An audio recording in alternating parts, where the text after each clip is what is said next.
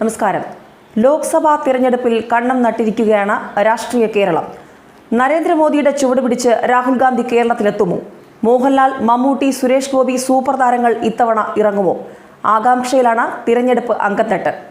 ലോക്സഭാ തിരഞ്ഞെടുപ്പിൽ സൂപ്പർ താരങ്ങൾ തന്നെ ഗോദയിൽ ഇറങ്ങുമോ? കേന്ദ്ര നേതൃത്വം ആവശ്യപ്പെട്ടാൽ തിരുവനന്തപുരത്ത് മത്സരിക്കുന്നതിനെക്കുറിച്ച് തീരുമാനമെടുക്കുമെന്ന് സുരേഷ് ഗോപി പ്രതികരിച്ചതോടെ മറ്റ് താരങ്ങളെക്കുറിച്ചുള്ള ആലോചനകളും അഭ്യൂഹങ്ങളും ശക്തമാവുകയാണ്. തിരുവനന്തപുരത്ത് നടൻ മോഹൻലാലിനെ BJP രംഗത്തിറക്കുമെന്ന് കുറെ നാളായി പറഞ്ഞു കേൾക്കുന്നു. എറണാകുളം സീറ്റിൽ മമ്മൂട്ടിയെ സ്ഥാനാർത്ഥിയാക്കണമെന്ന നിർദ്ദേശം CPM-ന് മുന്നിലുണ്ട്.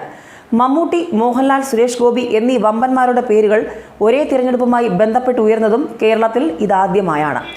രാജ്യസഭാംഗമായ താൻ ലോക്സഭയിലേക്ക് മത്സരിക്കണമോ എന്ന കാര്യത്തിൽ തീരുമാനമെടുക്കേണ്ടത് കേന്ദ്ര നേതൃത്വമാണെന്ന് കഴിഞ്ഞ ദിവസങ്ങളിൽ സുരേഷ് ഗോപി പ്രതികരിച്ചിരുന്നു.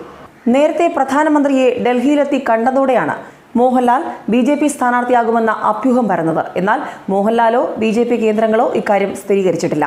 ഈ ലോക്സഭാ തെരഞ്ഞെടുപ്പ് വേളയിൽ രാഷ്ട്രീയത്തിലിറങ്ങാൻ സന്നദ്ധനല്ലെന്ന സൂചനയാണ് മോഹൻലാലുമായി അടുപ്പമുള്ള വൃത്തങ്ങൾ നൽകുന്ന സൂചന. BJPക്ക് പ്രതീക്ഷയുള്ള തിരുവനന്തപുരം സീറ്റിൽ വിജയസാധ്യതയുള്ള സ്ഥാനാർത്ഥിക്കായി തീവ്രമായ അന്വേഷണത്തിലാണ് പാർട്ടി.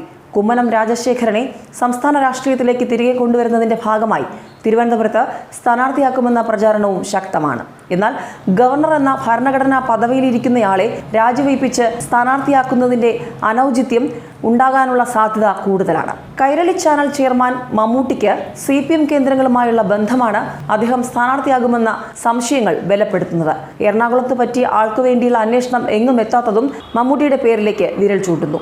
ചാലക്കുടി MP-യായ ഇന്നസെന്റ് വീണ്ടും മത്സരിക്കാനുള്ള സാധ്യത കുറവാണ്. താരശോഭ പകരാൻ മമ്മൂട്ടി വരുമോ എന്നുള്ളതാണ് ഇപ്പോൾ ഉയരുന്ന ചോദ്യം. ന്യൂസ് ഡെസ്ക് കർമ്മ ന്യൂസ്.